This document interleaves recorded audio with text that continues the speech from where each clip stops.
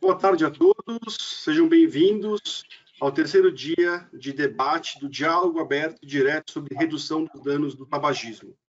Bom, nós somos da Direta, meu nome é Marcos Damara, sou membro do Conselho Consultivo, Rodolfo está aqui, que é diretor técnico da Direta, e nós estamos então realizando esse debate, e quem não conhece, bom, já é o terceiro dia que a gente está falando sobre a Direta, ela é o Diretório de Informações para a Redução dos Danos do Tabagismo, que é uma organização não governamental, sem fins lucrativos, formada por técnicos de redução de danos e profissionais da área de saúde, que atuam na área legal, social e ambiental. Então, nós formamos a Direta, né, um grupo se formou a Direta, para discutir esses temas de redução de danos.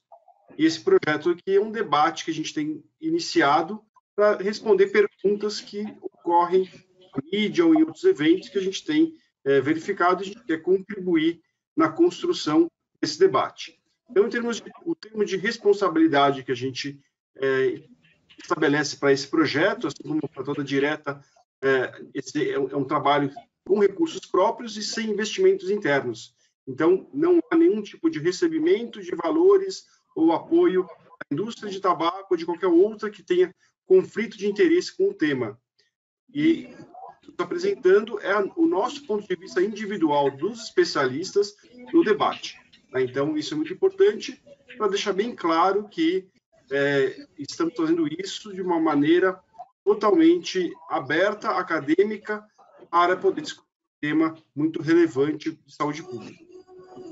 Então, hoje, na organização e como palestrante, seremos Rodolfo e eu. Né? Ele já se apresentou no primeiro dia, eu também.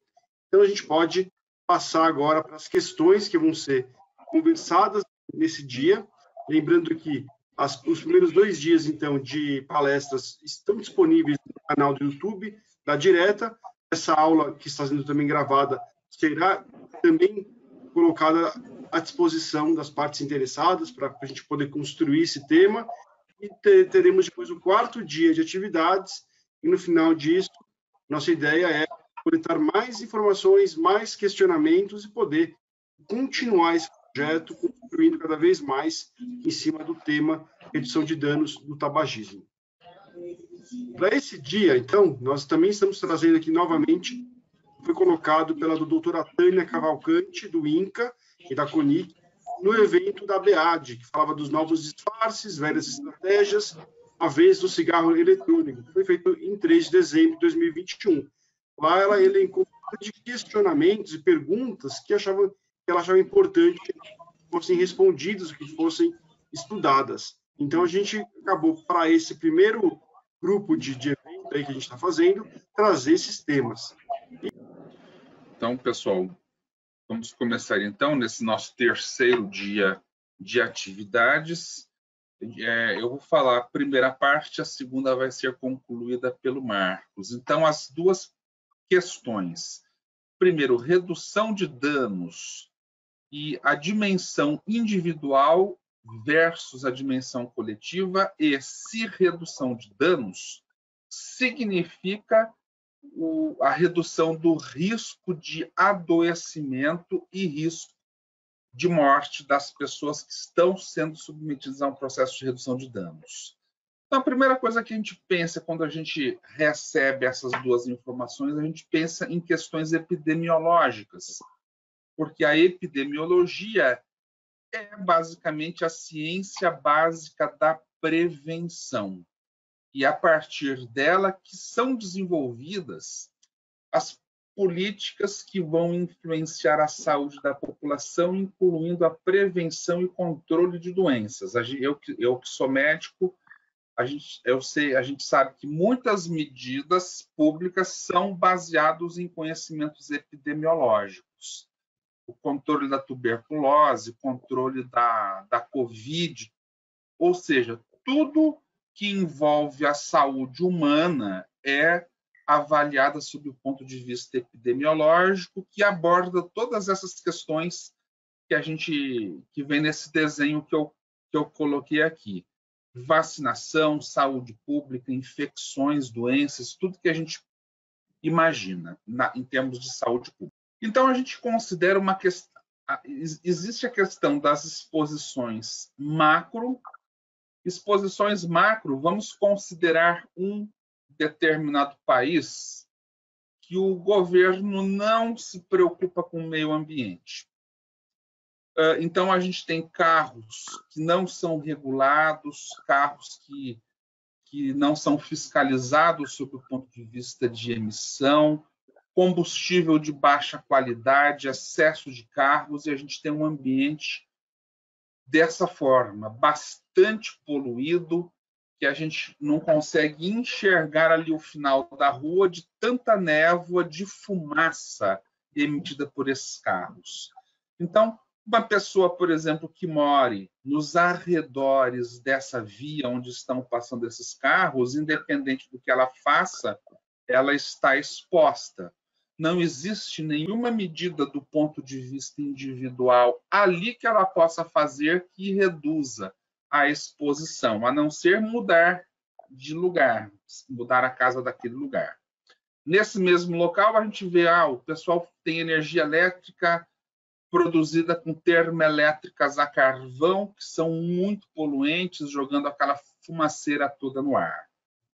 E aí, de repente, esse governo ele inventa de fazer medidas para melhorar as condições do ar daquele local. Ele faz um programa de substituição dos carros, começa a fazer a troca da frota de carros a combustão por carros elétricos. Aí ele percebe que não adianta fazer isso se a produção de energia ainda é por queima de carvão, ele investe na produção de energia elétrica limpa. E um programa desse bem-sucedido é um programa que leva também à melhora de toda a população, também sem a realização de ações individuais das pessoas. É um programa que, uma vez instalado, ele vem e beneficia a todos. E quando a gente vai pensar em questão micro, a gente vai pensar naquelas questões que, uma vez que você saiba do problema, você tem necessidade de adesão das pessoas. A gente precisa que as pessoas entendam, que elas tenham informação, que elas compreendam aquela informação que elas receberam e que elas venham a aderir.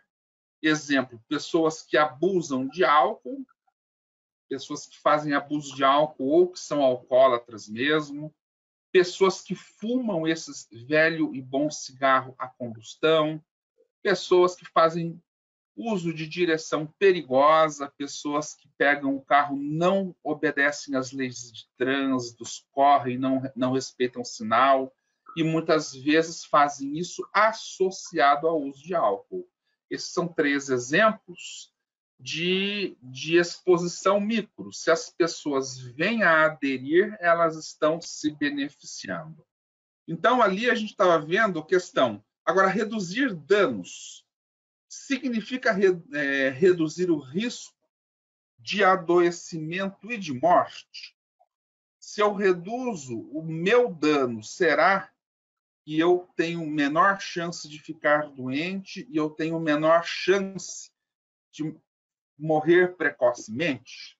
E, por conta disso, eu fui pegar informações relacionadas aos programas de redução de danos que já existem no mundo, e eu peguei o exemplo de Amsterdã, que em 1980 ele começou a desenvolver um programa de troca de seringas e agulhas para pessoas que eram viciadas em drogas injetáveis. Inclusive isso ligado à Associação de Usuários de Drogas Injetáveis. Isso é interessante, né? No Brasil, a gente nem imagina uma coisa dessas. O objetivo desse programa era reduzir a disseminação da hepatite B, que também é uma DST, e como? Aquelas pessoas, eles iam em grupo e utilizavam uma seringa e uma agulha única para o grupo. Então, injetava em uma pessoa, depois injetava na outra. Se você tem naquele grupo uma pessoa com uma doença transmitida pela via sanguínea como a hepatite B, você tem uma transmissão bem rápida e bem grande para aquelas pessoas. E esse programa, ele foi um programa muito bem sucedido, porque ele mirava a hepatite B, mas ele acertou também a hepatite C e o HIV, porque pouco tempo depois surgiu a pandemia de HIV. Então, uma pessoa que tem hepatite B ou hepatite C ou HIV, ela não vai ficar, por exemplo, restrita apenas a aquele grupo social que ele se encontra. Ele também tem interações com pessoas fora dali.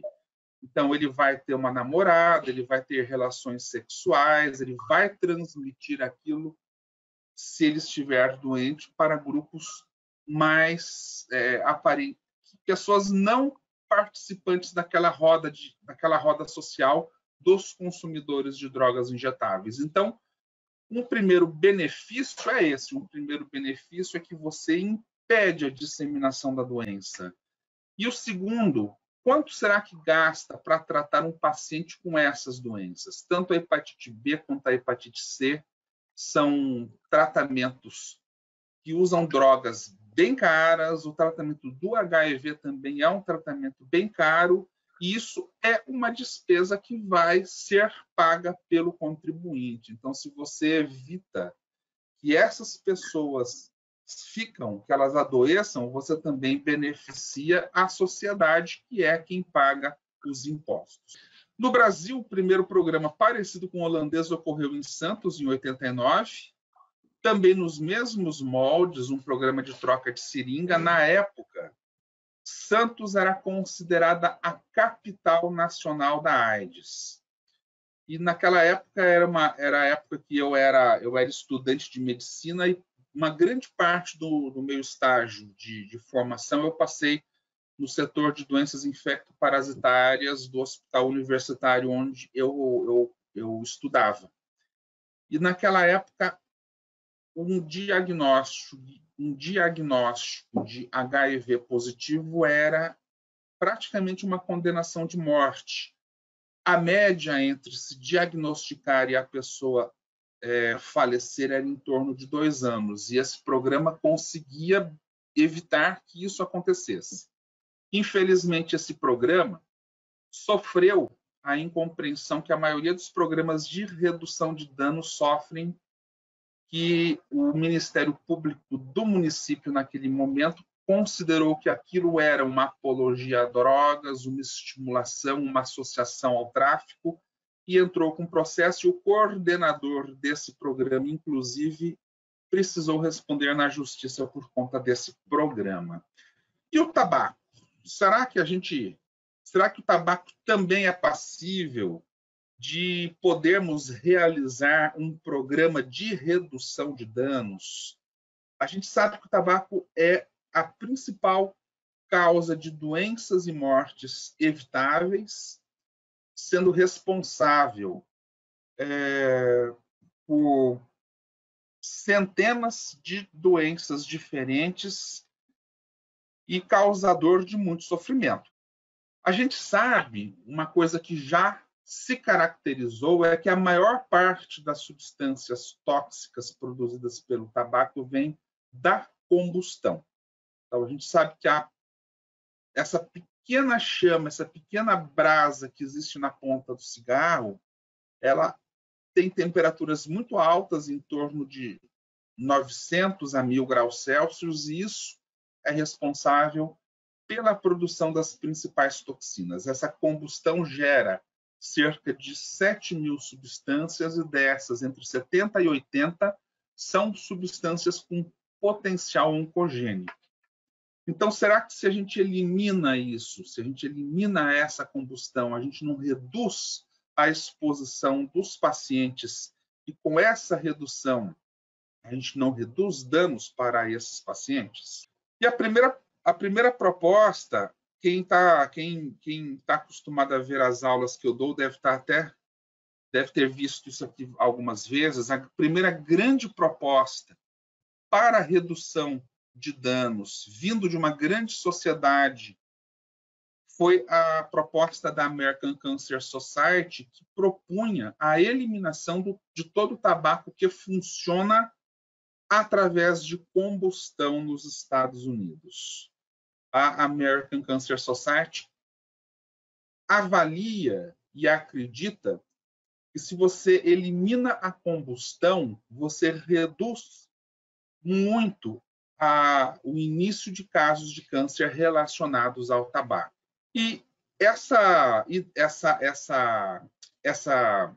tese da American Cancer Society se baseia justamente na avaliação dos aerossóis, tanto do cigarro eletrônico quanto do tabaco aquecido, quando comparado com a fumaça do cigarro, onde elas demonstram uma redução de mais de 90% em todas essas substâncias tóxicas contidas na fumaça do cigarro.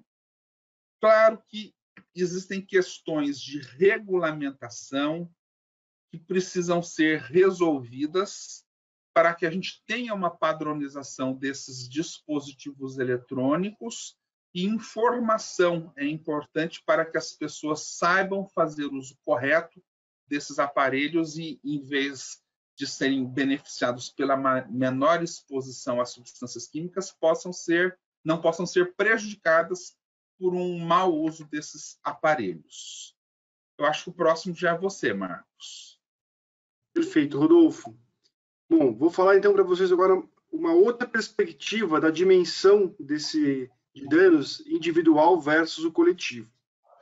Até agora, a gente só falou no programa de ciências, como que a ciência pode demonstrar a redução de danos, como que os programas reduzem os danos.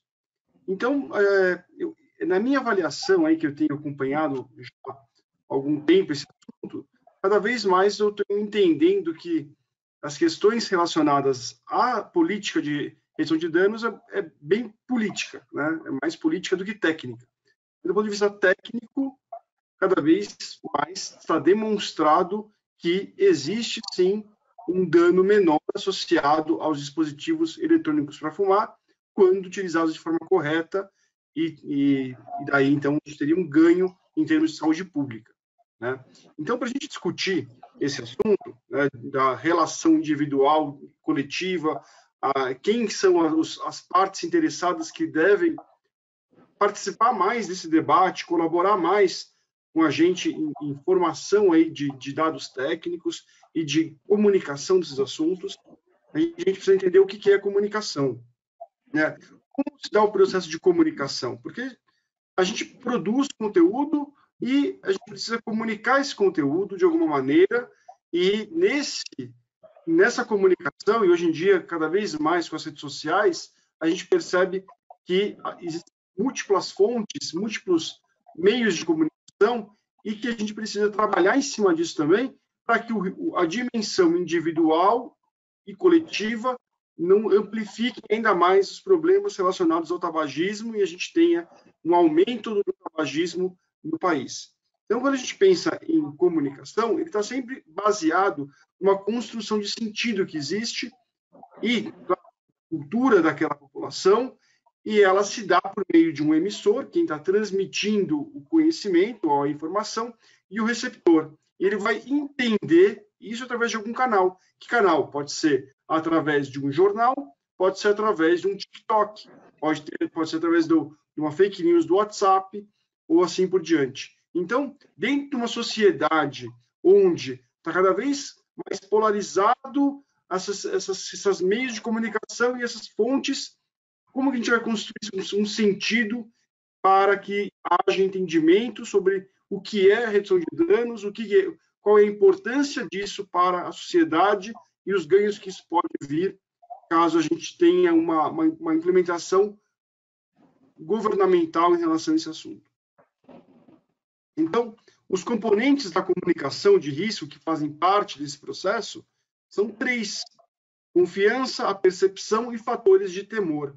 Então, confiança, em quem você confia sobre esse assunto? Então, Lembrando, a Direta é uma organização não governamental, sem fins lucrativos, criada e mantida sem recursos da indústria e sem recursos ainda de nenhum patrocinador, apenas dos participantes da Direta que têm agora colaborado para que exista esse CNPJ e que a gente possa estabelecer aí uma comunicação que traga o direito do usuário em relação a um produto de menor dano, mas, ao mesmo tempo, para outros membros da Direta, trazer a clareza e trazer a informação com credibilidade em relação a isso. Mas a confiança ela tem que ser construída, né? Então, hoje, quando você acessa assuntos sobre dispositivos eletrônicos para fumar, e você vê uma live do Drauzio Varela, por exemplo, a gente, analisando várias falas que aparecem, a gente vê que tem uma série de informações que não trazem a realidade sobre esses produtos. Ou então, quando a gente vê uma série de publicações em jornais ou em outros meios de comunicação que trazem, por exemplo, um dispositivo eletrônico que explodiu ou que esquentou demais a pessoa, e daí se traz né, como é um meio de comunicação, ele começa a modificar a percepção das pessoas em relação a esses produtos. E a percepção é muito importante nesse processo, né? A percepção é como que as pessoas estão entendendo o que significa um DEFs, né? O dispositivo eletrônico. Atualmente, por muitas conversas que a gente tem tido, a gente tem visto que as pessoas estão acreditando que o dispositivo eletrônico para fumar tem igual risco que um cigarro a combustão e, por isso, eles preferem continuar com o cigarro a combustão ou não querem se interessar em conhecer alternativas e mesmo sabendo de todos os perigos que existem com o tabagismo, eles não querem fazer a cessação, né? E daí nós temos os temores que fazem parte também da comunicação de risco, que é o quê?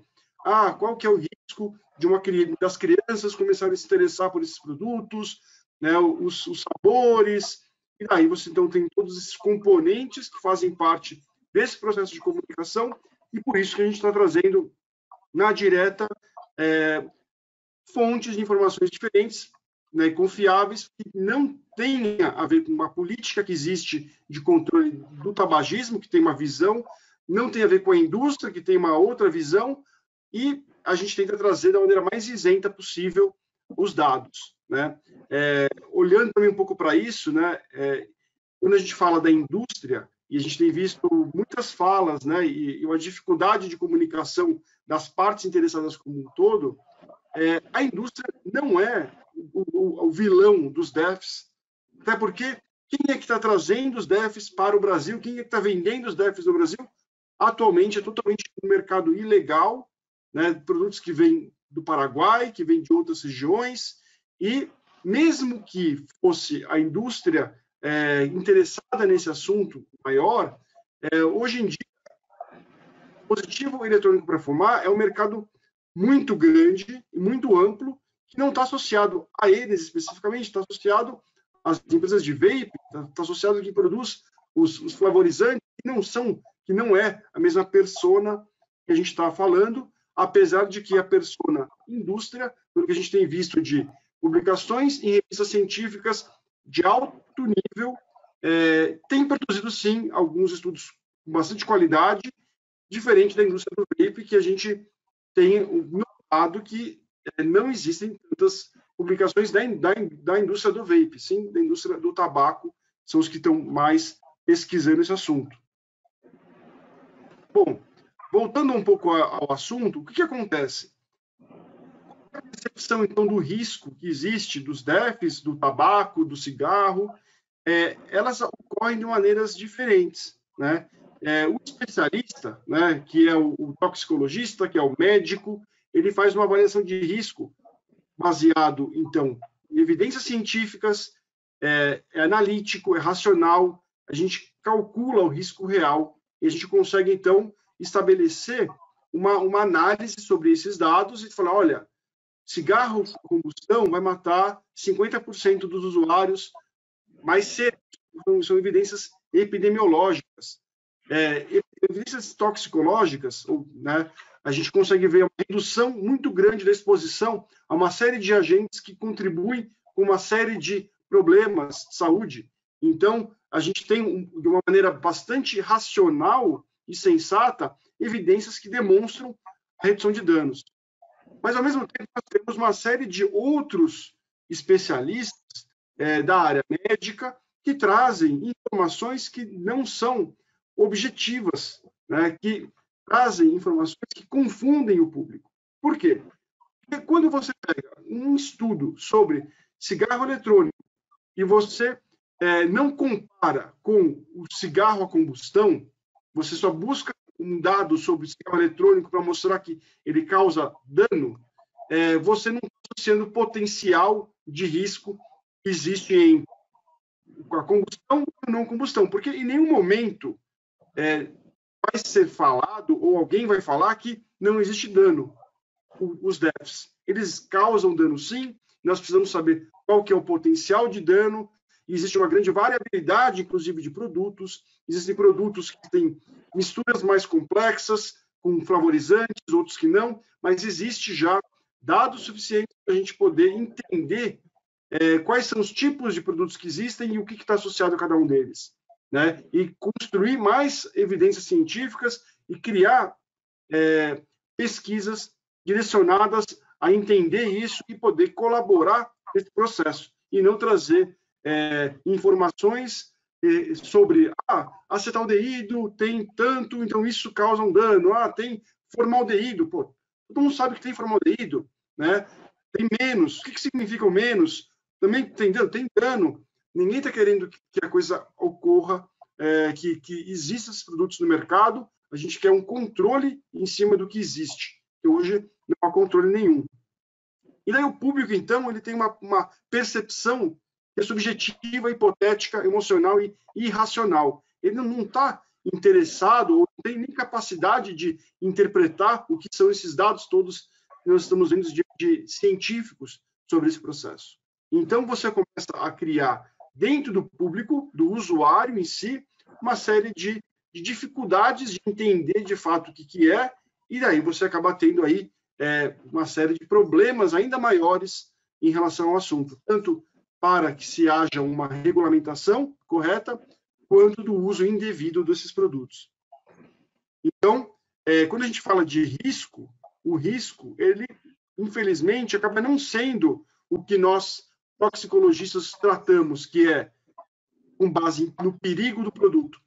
Ele é baseado na indignação sobre o produto. Então, o risco é entendido na hora que são feitas as comunicações de perigo, muito mais relacionado à indignação, porque os meios de comunicação no Brasil, infelizmente, tentam trazer cada vez mais mensagens que não são claras sobre esse assunto, e então isso gera um problema muito sério em termos de comunicação de perigo para a sociedade. Então, é um caos ainda maior. Então, o risco individual está crescendo cada vez mais, porque a gente não tem clareza, a gente não tem objetividade, a gente não tem fatos concretos. Pegam um caso, né, de uma pessoa que morreu, que usava DEFs, mas a pessoa teve Covid, a pessoa foi usuária de cigarro por décadas, e daí, no último ano que ela usava DEFs, de repente, ela veio a falecer. A manchete traz que o DEF, né, que o cigarro eletrônico matou a pessoa, sem nenhuma avaliação científica criteriosa. Então, isso gera indignação, isso gera uma confusão em relação às mensagens que estão sendo proporcionadas para o público. Então, mensagens incoerentes é bem complicado, né? Então, o que a gente tem hoje é isso, que a comunidade científica está dividida a respeito da periculosidade deste produto. Alguns dizem que ele é seguro, outros dizem que não. Enquanto isso, está passando uma série de gente utilizando esses produtos e as pessoas estão totalmente sem ter uma fonte confiável para poder buscar informações, buscar orientação e estabelecer alguma relação aí de redução desses danos, entender se isso é importante ou não. Então, o risco individual de mensagens incoerentes, na minha avaliação individual, ela traz uma confusão do usuário sobre o risco desses DEFs versus o cigarro a combustão, favorecendo a migração de usuários de DEFs para o cigarro. Então, uma pessoa que, vamos supor, utilizava os DEFs, voltou a usar cigarro a combustão, ou então utiliza os dois. Né? Isso aconteceu onde? Nos Estados Unidos. Quando ocorreu o caso da EVALI, que foi aquela doença relacionada ao acetato de vitamina E, que estava sendo utilizado em dispositivos eletrônicos para fumar, começou a ter uma série de mortes relacionadas a isso. Quando isso se associou ao cigarro eletrônico, quem estava utilizando voltou para o cigarro a combustão. Então, você teve uma migração para algo que era mais danoso, até que se descobriu, né, que os DEFs que estavam causando aquilo era algo que vinha do mercado paralelo, era algo que tinha um óleo que não deveria ser inalado e estava sendo inalado. Então, esse é um problema grande. O segundo grande problema que eu apontei aqui é a falta de consenso nacional para uma política pública de controle do tabagismo não proibicionista, aberta a estratégias de redução de danos, seguindo parâmetros de controle e vigilância, favorece o comércio ilegal e sem controle. Então, hoje, o que você tem? Como está em discussão sobre esse assunto, hoje o que você tem no Brasil é o mercado ilegal em todos os lugares e você tem produtos totalmente sem controle nenhum do que está sendo consumido. Então, é um risco individual muito grande e que faz parte desse contexto, sim, das mensagens incoerentes. E daí a desinformação do usuário agrava o risco, sim, dos DEFs. Então, se você utilizar um DEF na maneira incorreta, temperatura errada, nicotina errada, ou produto sem qualidade, você pode vir até aí um novo risco de uma nova EVALI. Então, acho que esse é um ponto crítico de que DEFs causam dano, DEFs bem controlados, bem analisados, que passam por um rigor, porque ele não é que é proibido. A Anvisa ela não proibiu na RDC. Ela proíbe, porém, ela estabelece que se você provar o que ele causa, se ele causa redução de danos ou não, que ele estaria permitido. Porém, não existe nenhum protocolo dizendo o que deve ser feito para provar que ele causa menos dano do que o cigarro convencional. Então, nessa falta de coerência, né, que existe, a gente acaba tendo problemas muito sérios. Daí, as fontes de informações que o público recebe são bem controversas. Né? Então, eu vou trazer um caso para vocês aqui, que a gente viu a semana passada no TikTok, né, todo mundo enviou lá depois a denúncia para o TikTok, porque olha o que está acontecendo no Brasil. O rapazinho lá, se achando a pessoa mais inteligente do mundo, colocou óleo de cozinha com mel no vape e estava demonstrando isso no TikTok, falando, olha como nós estamos, como eu sou inteligente, eu consigo produzir o meu próprio flavor. Meu Deus, olha o EVALI chegando. Né? Então, se a gente não tiver clareza, se a gente não tiver fontes confiáveis, se a gente não conseguir construir uma comunicação coerente, a gente vai ter problemas cada vez mais graves e, com certeza, a culpa por esse problema não é quem está defendendo a redução de danos, porque nós queremos a transparência das informações, nós queremos controle em relação à qualidade de produtos, comunicação coerente, e sim quem está permitindo com que haja um mercado ilegal, quem está permitindo que haja comunicação desses produtos de uma maneira totalmente equivocada, e nós queremos construir dessa maneira, com as partes interessadas, um debate que possa colaborar com políticas públicas de saúde pública. E daí, por isso que nós queremos, esse debate que nós estamos criando aqui tem essa finalidade e temos como objetivo, sim, que a mídia possa contar com o nosso grupo, um grupo isento, um grupo que está aqui para trazer informação sem nenhum conflito de interesse. Então, o nosso objetivo é esse, colaborar com os meios de comunicação para que não haja informações cada vez mais equivocadas que traga um risco individual e depois isso se amplifique para o risco coletivo. Certo, Rodolfo? Correto, perfeito. Perfeito. Essa questão da informação é muito importante, porque O meu receio é que situações como essa que você mostrou agora no final comecem a se repetir. Eu entrei nessa postagem aí do TikTok que você apresentou e tinha nos comentários alguns comentários assustadores, tipo gente falando que ficava melhor com óleo de coco. Então, a gente corre o risco, com essa desregulamentação maluca que a gente tem, a gente corre o risco de que os casos de EVALI que ainda são restritos aos Estados Unidos comecem também a acontecer no Brasil. O mercado americano ele tinha bastante desordem regulatória até a época da EVALI também. Então, existia muita coisa como essa, das pessoas fazendo o que queriam e muitas vezes sendo infelizes. Então, a regulamentação permite, além de produtos acessíveis que não induzam a esse tipo de problema, permite que se possa ter propagandas mais eficazes, orientando as pessoas a não fazer coisas como isso, como essa, de colocar qualquer produto dentro dos vapes. Esse com certeza sempre foi um motivo pelo qual a gente tem muita preocupação, né? Que quando a gente compara os diferentes produtos, quando é um produto aberto, né? Se ele for bem utilizado, se a pessoa sabe o que é o produto que ele está utilizando, tem uma devida informações para o uso correto, poxa, estamos falando aí em redução significativa de exposição a uma série de substâncias. Agora, se a pessoa abre um negócio, coloca coisas ali aleatórias, né? Poxa, daí também o que você vai querer? Vai ter esses casos. Então, na minha visão, pelo menos regulamentar significa sim a gente poder fazer um debate, poder deixar a coisa mais transparente e esclarecer melhor quem quiser ser usuário. Porque também se a gente falar que não vamos permitir que haja esse produto no mercado, o que vai acontecer? O que está acontecendo? O que aconteceu nos Estados Unidos? Um mercado paralelo gigantesco que vai ser muito pior, muito mais danoso a todos. Né? Primeiro, por não recolher impostos. Segundo, por não ter nenhuma avaliação de qualidade do que é, não ter controle, não ter informação.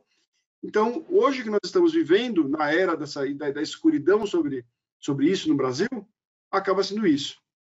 Teve uma pergunta que chegou aqui, que é: boa tarde, falando em redução de danos, há algum estudo acerca do uso dos cigarros eletrônicos para diabéticos?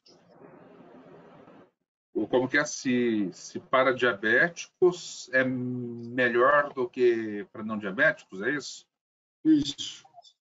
Então, que eu saiba, não existem estudos específicos para grupos como diabéticos. O que a gente sabe é que se os aparelhos eles obedecem um determinado padrão, um padrão é ter uma voltagem mínima, máxima, para que ele não aqueça demais, porque se ele aquece muito, ele também vai produzir substâncias inadequadas, substâncias tóxicas, e ele deve desligar quando o compartimento de líquido seca para não fazer um processo chamado dry puff, que é quando o aparelho aquece sem ter líquido dentro e a pessoa começa a querer inalar aquela fumaça do aparelho quente.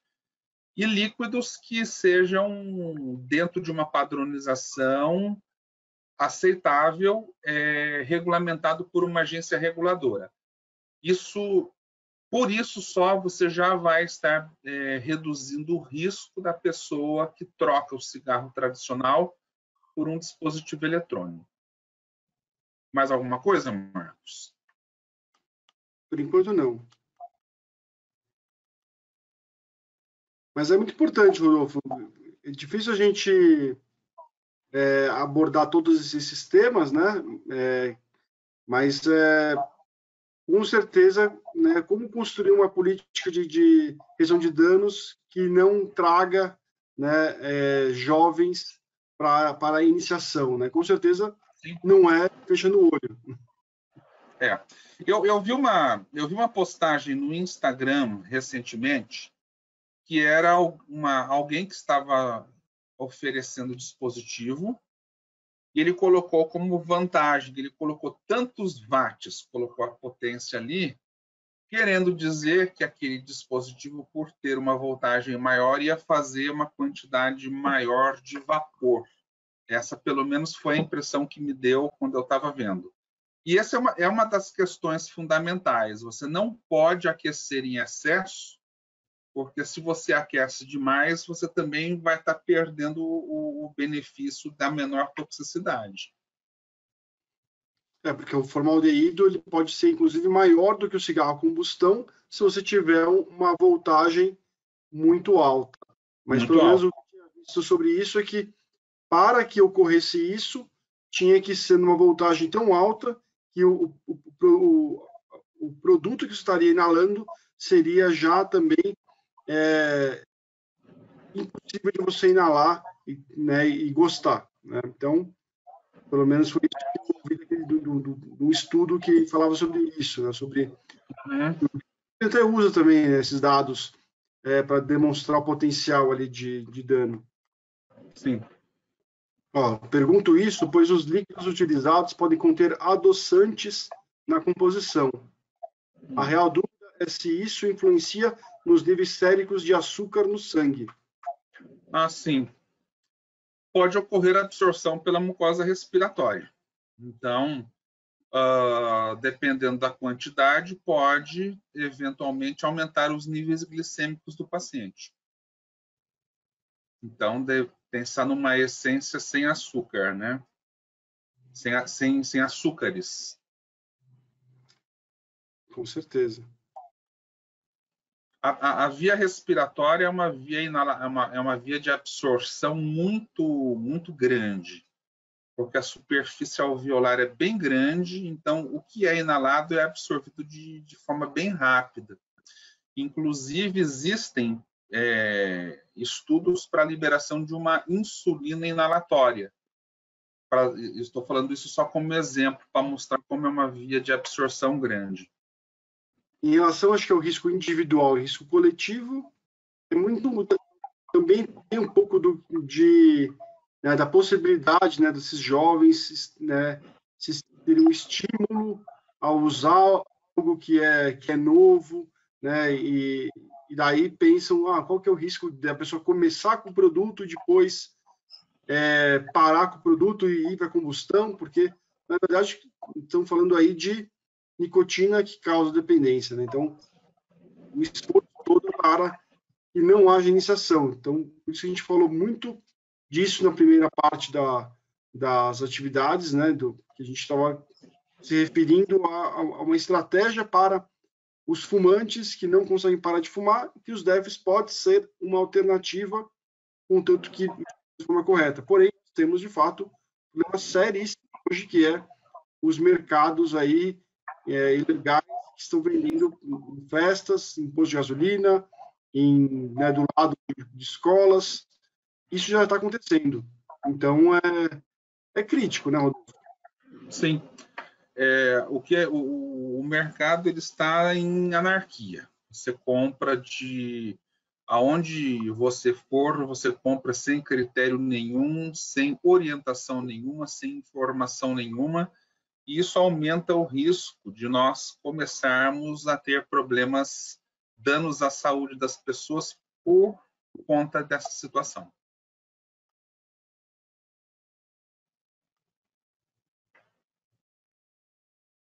Boa tarde. Hoje estamos tendo um aumento do uso de DEFs descartáveis, porém de forma descontrolada. Na visão de RD, seria uma regressão, correto?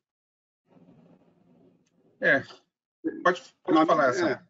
Assim, na minha visão é que os DEFs descartáveis, se eles fossem apenas restritos aos usuários fumantes, que tivessem um controle de venda, que fosse destinado de forma correta para essas pessoas, trariam uma redução de danos.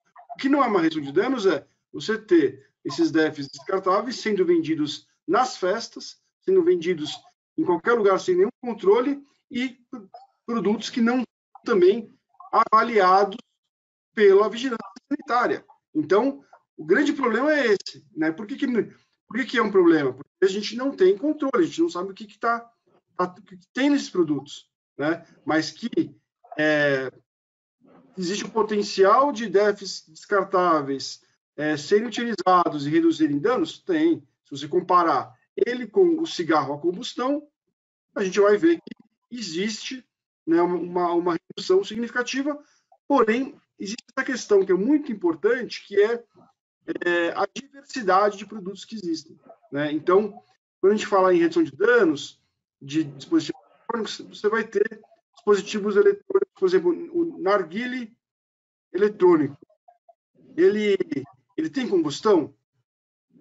Se não me engano, existem narguilés eletrônicos que são utilizados que aquecem o carvão para ter a combustão. Então, ele é um dispositivo eletrônico para fumar que mantém o mesmo nível de dano do normal, né? O tabaco aquecido,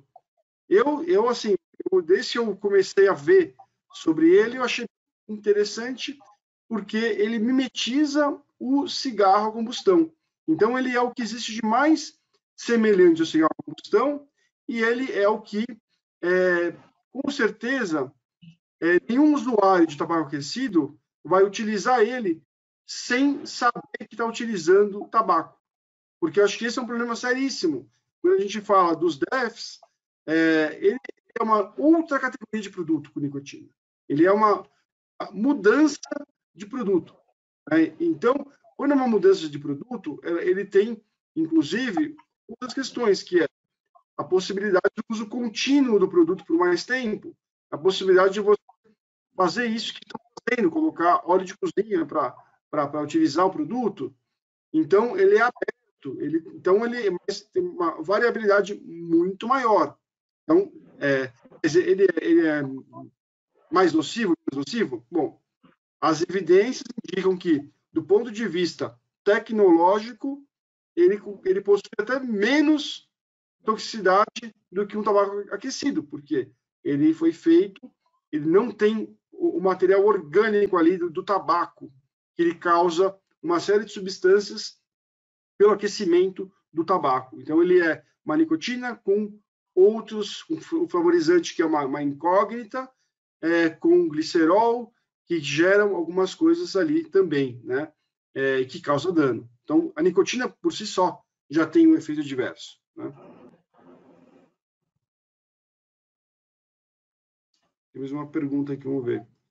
E realmente o Brasil não realizou nenhum estudo ainda acerca do assunto, pois o embasamento da RDC 46 da Anvisa se firma nessa afirmativa desde 2009.